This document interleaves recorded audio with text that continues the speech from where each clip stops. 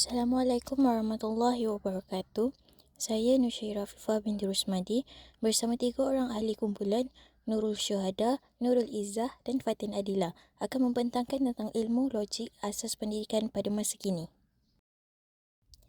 Pada pendahuluan ini, saya akan menerangkan definisi ilmu logik. Ilmu umumnya disebut sebagai pengetahuan. Ilmu adalah perhubungan antara alimah sebagai subjek dan maklum yang diketahui sebagai objek. Logik pula berasal daripada perkataan Greek iaitu logos. Ia bermaksud fikiran, idea, hujah, alasan atau prinsip. Ilmu logik menelaah hujah-hujah bagi membezakan penaklukan baik dan buruk dengan menyiasat kriteria normatif untuk kesimpulan dan demonstrasi yang sah.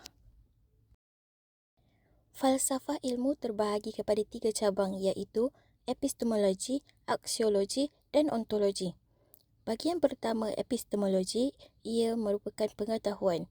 Ia membahas secara mendalam segenap proses yang terlibat dalam usaha untuk memperoleh pengetahuan. Yang kedua, aksiologi. Aksiologi ialah nilai. Ia membincangkan tentang etika dan estetika. Dalam konteks etika, iaitu ethos, ia membincangkan tentang moral dan tingkah laku. Dan yang ketiga, ontologi. Ontologi ialah metafizik.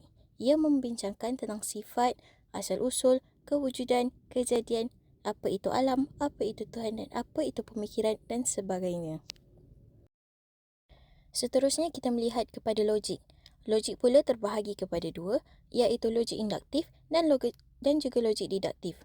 Logik induktif mempunyai kaitan rapat dengan logik moden. Selain ia disebut sebagai logik induktif, ia juga disebut sebagai induksi. Dalam kaedah ini, salah satu dari penyataan tersebut iaitu sama ada premis atau kesimpulannya boleh benar dan palsu. Contoh, manusia mempunyai rambut berwarna hitam, maka semua manusia mempunyai rambut berwarna hitam. Kemudian kita melihat kepada logik diduktif. Logik diduktif pula merupakan satu proses menyatakan kesimpulan daripada yang umum kepada yang khusus. Premis dan kesimpulan bagi logik diduktif hendaklah sama ada kedua-duanya benar atau kedua-duanya palsu. Contoh yang kita boleh lihat, premis pertama, semua makhluk adalah ciptaan Tuhan. Premis kedua, manusia adalah makhluk hidup. Jadi, kesimpulan bagi premis 1 dan premis 2, kita boleh jadikan dia sebagai manusia adalah makhluk ciptaan Tuhan. Contoh lain selain daripada itu, kita boleh meletakkan premis 1 sebagai semua manusia bernafas dengan menggunakan oksigen. Alia ialah seorang manusia, itu untuk premis kedua. Bagi kesimpulan untuk premis pertama dan kedua, oleh itu, Alia bernafas menggunakan oksigen. Penyataan masalah ilmu logik asas. Yang pertama, pengaruh persekitaran sosial. Apakah peranan persekitaran sosial pelajar dalam membentuk kebijaksanaan diri mereka? Faktor persekitaran seperti sekolah atau komuniti memberi impak kepada pemikiran kritis dan keupayaan membuat keputusan. Persekitaran sosial pelajar memainkan peranan penting dalam membentuk kebijaksanaan diri mereka. Faktor-faktor seperti keluarga, rakan sebaya dan institusi pendidikan mempengaruhi perkembangan nilai, sikap dan tingkah laku pelajar. Dalam institusi keluarga, keluarga berperanan untuk membentuk karakter dan nilai. Nilai-nilai moral dan etika yang diajar oleh keluarga dapat membentuk asas kebijaksanaan diri pelajar. Sebagai contoh, cara berkomunikasi, menyelesaikan masalah dan menangani konflik mempengaruhi kemahiran kebijaksanaan diri. Keluarga yang memberikan ruang untuk komunikasi terbuka dapat membantu pelajar memahami pandangan keluarga terhadap kekuatan dan kelemahan mereka. Yang kedua, faktor rakan sebaya. Interaksi dengan rakan sebaya dapat memberikan pengalaman sosial yang penting. Pelajar mengenali dan memahami perspektif orang lain melalui hubungan dengan rakan sebaya. Peer pressure boleh memainkan peranan dalam membentuk pilihan dan keputusan pelajar yang pada gilirannya mempengaruhi kebijaksanaan diri mereka. Seterusnya ialah institusi pendidikan. Lingkungan di sekolah atau institusi pendidikan dapat membentuk sikap terhadap pembelajaran serta kerja keras dan tanggungjawab. Penyataan masalah yang seterusnya ialah kesedaran diri. Tahap kesedaran diri pelajar terhadap kekuatan dan kelemahan peribadi mereka. Pelajar mampu mengenal pasti dan menguruskan emosi dengan efektif. Tahap kesedaran diri pelajar terhadap kekuatan dan kelemahan peribadi mereka memainkan peranan penting dalam perkembangan personaliti dan akademik mereka. Kesedaran diri ini merujuk kepada pemahaman yang jelas mengenai aspek positif dan negatif dalam diri pelajar.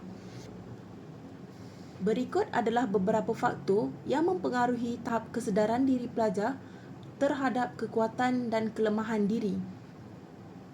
Yang pertama, pengalaman hidup yang pelbagai dapat membantu individu menyedari potensi dan batasan mereka melalui penemuan diri dalam pelbagai konteks. Kedua, seseorang perlu pandai membuat refleksi terhadap prestasi mereka. Jadi, mereka lebih cenderung sedar terhadap kekuatan dan kelemahan diri mereka. Ketiga, bijak mengendali emosi. Mereka cenderung lebih sedar terhadap reaksi emosional, terhadap cabaran dan kejayaan. Yang terakhir, kesedaran diri yang matang terhadap kekuatan dan kelemahan pribadi memperkukuhkan aspek pengurusan diri, membantu pelajar membuat keputusan yang lebih baik dan membangunkan keupayaan untuk mencapai potensi. Penyataan masalah yang ketiga, pendekatan pengajaran dan pembelajaran. Bagaimana pendekatan pengajaran dan pembelajaran dapat membantu pelajar mengembangkan kebijaksanaan diri? Adakah kaedah pengajaran yang lebih menekankan aspek logik dan pemikiran kritis memberi kesan positif kepada kebijaksanaan diri? Pendekatan pengajaran dan pembelajaran boleh memainkan peranan penting dalam membantu pelajar mengembangkan kebijaksanaan diri. Berikut ialah beberapa cara pendekatan. Pendekatan komparatif, menggalakkan kerjasama antara pelajar dan organisasi luar.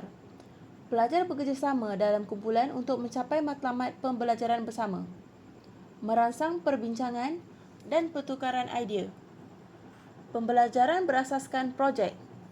Pembelajaran melalui projek atau tugasan yang mempunyai perkaitan dunia sebenar. Pelajar terlibat dalam projek yang memerlukan penyelesaian masalah dan aplikasi pengetahuan mereka. Yang ketiga, pembelajaran aktif. Siswa terlibat secara aktif dalam proses pembelajaran, melibatkan diskusi, simulasi, permainan dan kegiatan lainnya. Yang keempat, pembelajaran berunsurkan teknologi, memanfaatkan aplikasi dalam proses pembelajaran seperti platform online, aplikasi di telefon dan sebagainya. Yang kelima, pembelajaran berunsurkan game, menggunakan elemen permainan untuk meningkatkan keterlibatan dalam motivasi siswa, menerapkan elemen persaingan dan kolaborasi. Pembelajaran jarak jauh, memberikan pembelajaran secara terang-terangan untuk melalui platform pembelajaran elektronik, memungkinkan fleksibilitas dalam akses waktu pembelajaran. Faktor permasalahan. Yang pertama, kurangnya pemahaman logik. Yang kedua, kurang motor kemahiran berfikir secara kritikal dan kreatif. Yang ketiga, kurangnya motivasi. Yang keempat, kurangnya sokongan dan perhatian daripada orang sekeliling. Yang kelima, had rujukan sumber pembelajaran. Dan yang terakhir, perbezaan budaya dan bahasa. Pelajar mungkin mengalami kesulitan dalam memahami konsep dasar logik. Ini dapat melibatkan pemahaman proposisi, inferensi dan cara menghubungkan idea-idea logis. Keterampilan berfikir kritis dan analitis merupakan aspek penting dalam ilmu logik. Jika seseorang tidak terlatih dalam kemampuan ini, mungkin sulit baginya untuk menerapkan prinsip-prinsip logik dalam pemecahan masalah pembelajaran. Kurangnya motivasi untuk pelajar dapat menjadi hambatan signifikan. Tanpa motivasi yang cukup, seorang pelajar mungkin tidak merasa termotivasi untuk mengembangkan keterampilan logik. Kebijaksanaan diri melingkupi aspek pemahaman diri, kemampuan mengawal emosi dan mengambil keputusan yang baik. Jika seorang kurang memiliki kebijaksanaan diri, mungkin sulit baginya untuk mengawal tuntutan akademik dan membuat keputusan yang baik. Seterusnya, kurang sokongan dan perhatian daripada orang sekeliling. Faktor lingkungan seperti kurangnya sokongan dari keluarga atau teman sebaya juga mempengaruhi kemampuan seseorang pelajar untuk mengembangkan ilmu logik. Di samping itu, had rujukan sumber pembelajaran juga menjadi salah satu faktor. Akses terhadap sumber daya pendidikan seperti buku-buku, akses ke teknologi dapat menjadi faktor yang menghalang kemampuan seorang pelajar untuk mengembangkan ilmu logik. Hal ini mengakibatkan kefahaman yang tidak jelas tentang konsep asas logik. Yang terakhir, perbezaan budaya dan bahasa. Kadang-kadang, perbezaan budaya atau bahasa mungkin menjadi halangan dalam pemahaman konsep-konsep logik.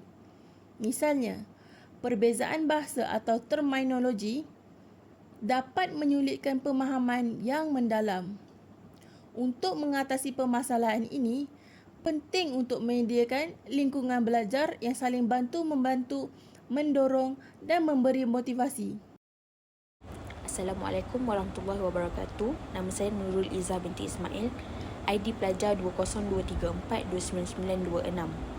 Antara kesan permasalahan sekiranya tidak memahami ilmu logik adalah kekurangan pemahaman tentang persekitaran sosial. Boleh memberi kesan kepada individu dan masyarakat secara keseluruhan. Beberapa kemungkinan kesan kekurangan pemahaman tentang persekitaran sosial adalah ketidakupayaan untuk berinteraksi dengan sosial. Individu yang kurang memahami norma sosial, nilai dan tingkah laku mungkin menghadapi kesukaran untuk berinteraksi dengan orang lain. Ini boleh menghalang keupayaan mereka untuk membina hubungan positif. Ketidakupayaan untuk berinteraksi secara sosial merujuk kepada kesukaran yang dialami seseorang dalam berkomunikasi dan berkaitan dengan orang lain. Keadaan ini boleh mengakibatkan pengasingan dan kesukaran untuk membentuk hubungan interpersonal yang sihat. Yang kedua adalah konflik antara individu. Ketidaksekapan budaya, latar belakang dan nilai yang berbeza boleh menyebabkan konflik antara individu. Kekurangan pemahaman ini boleh membuka kepada kepercayaan dan prasangka. Konflik antara individu yang disebabkan oleh ketidakfahaman budaya, latar belakang dan nilai yang berbeza adalah isu yang serius dalam konteks sosial. Adalah penting untuk mendidik dan menggalakkan pemahaman tentang persekitaran sosial untuk memupuk pemahaman, toleransi dan menghormati kepelbagaian dalam masyarakat. Ini dapat membantu meminimumkan tanggapan negatif yang mungkin timbul kerana kurangnya pemahaman tentang aspek sosial. Yang ketiga adalah tingkah laku yang tidak sesuai. Individu yang tidak memahami norma sosial mungkin menunjukkan tingkah laku yang dianggap tidak sesuai yang boleh membawa kepada masalah atau perkara negatif. Contohnya masalah dengan hubungan. Tingkah laku yang tidak sesuai boleh merosakkan hubungan antara individu.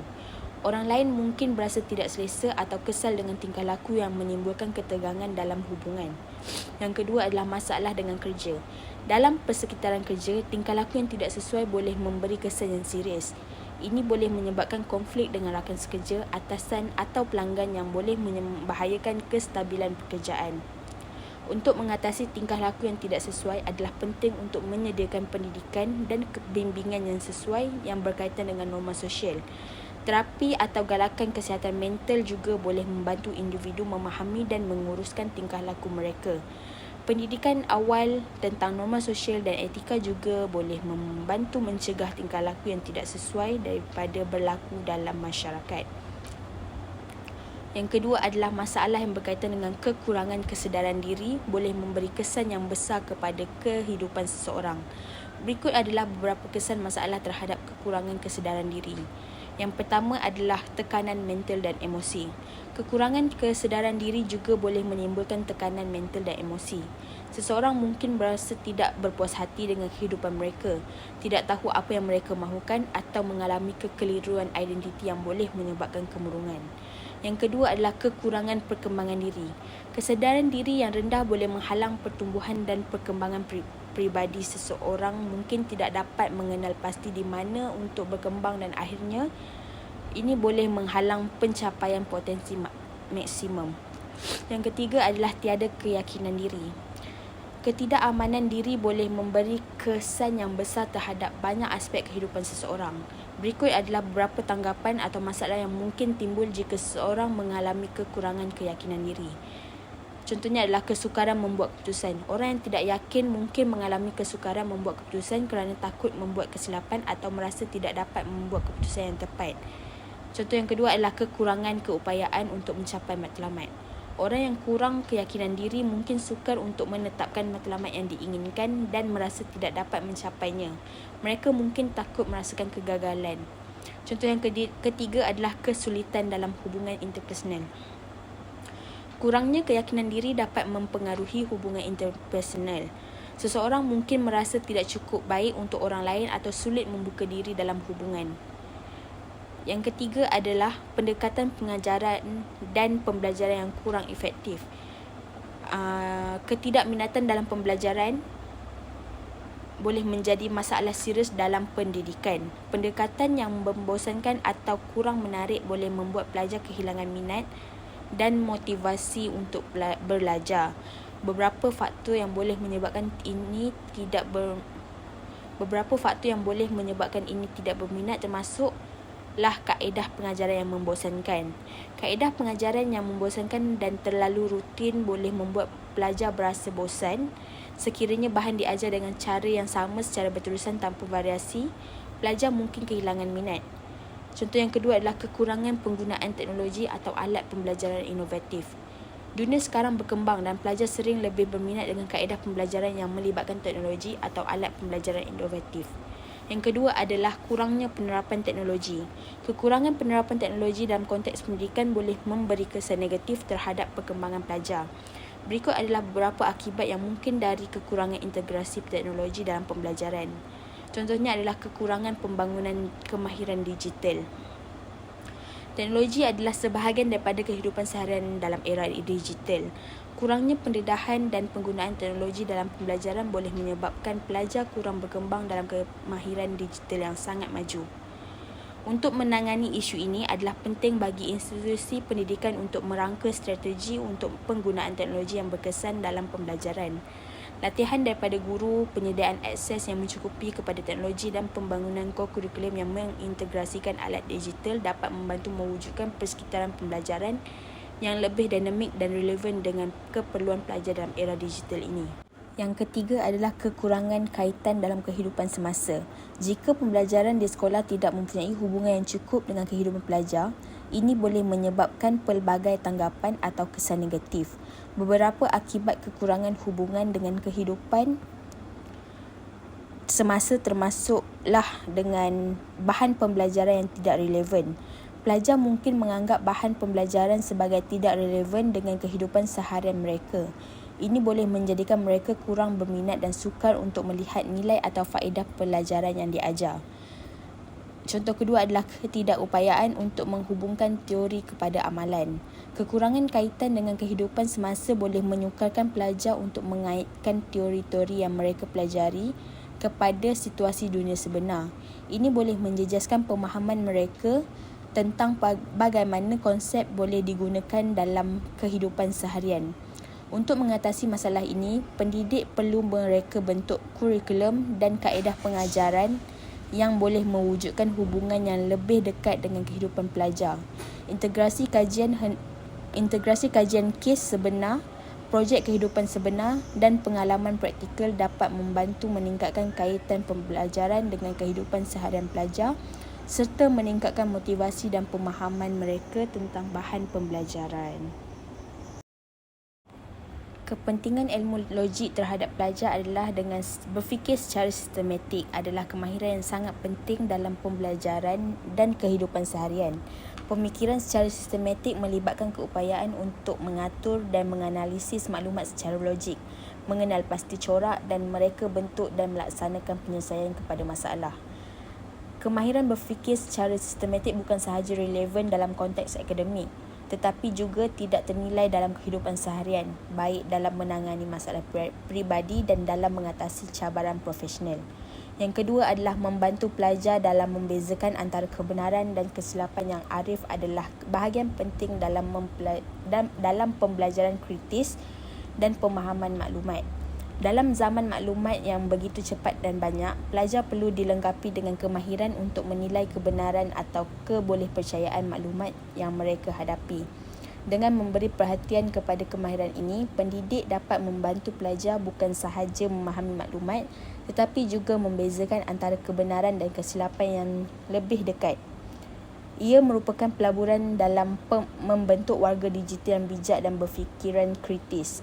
Yang ketiga adalah untuk memahami ilmu-ilmu lain dengan baik, pelajar perlu membangunkan asas yang kukuh dan kemahiran tertentu. Berikut adalah prinsip-prinsip yang boleh membantu pelajar memahami ilmu lain dengan lebih berkesan. Contohnya, keterbukaan kepada pembelajaran.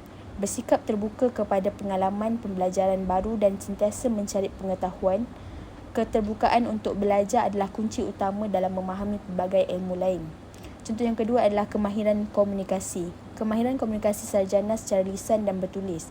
Keupayaan untuk menyampaikan idea dengan jelas dan berkesan membantu anda memahami dan diiktiraf dalam komuniti saintifik. Contoh yang ketiga adalah pemahaman konsep asas. Memahami konsep asas yang mendasari ilmu-ilmu ini, mempunyai asas pengetahuan yang kukuh membantu anda meneroka konsep yang lebih kompleks. Yang keempat adalah melatih pelajar untuk berfikir dengan bijak dan kritis. Adalah aspek utama dalam membangunkan kebolehan kognitif dan kecerdasan intelektual. Berikut adalah beberapa strategi yang boleh digunakan untuk melatih pelajar berfikir dengan bijak dan kritis. Contohnya, ajar asas logik. Memahami asas-asas logik adalah kunci kepada pemikiran kritikal. Ajar pelajar tentang premis, kesimpulan, hujah yang kuat dan kesilapan logik yang biasa. Latih mereka untuk mengenali hujah yang sah dan tidak sah. Contoh yang kedua adalah pemudah cara, perbincangan dan perbahasan. Perbincangan dan perbahasan memperkayakan proses pemikiran kritikal, menggalakkan pelajar untuk mengambil bahagian dalam perbincangan kumpulan atau perbahasan mengenai topik yang berkaitan dengan perkara tersebut. Ini membantu mereka melihat pelbagai perspektif dan bertanya soalan kritikal.